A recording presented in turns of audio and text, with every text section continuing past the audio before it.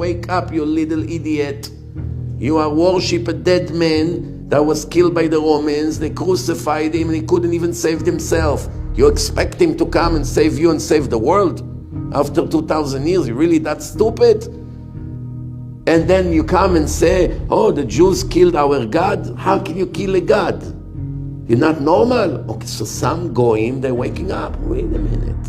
I was taught to believe in someone that was killed by people. Jews, non-Jews, it's not relevant.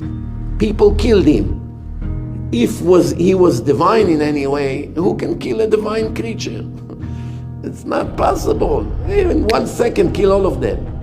The fact that he couldn't beg for his life, help me, no, don't kill me, that means he's completely unable to do anything. That's enough. How can you believe in such thing? It doesn't make any sense.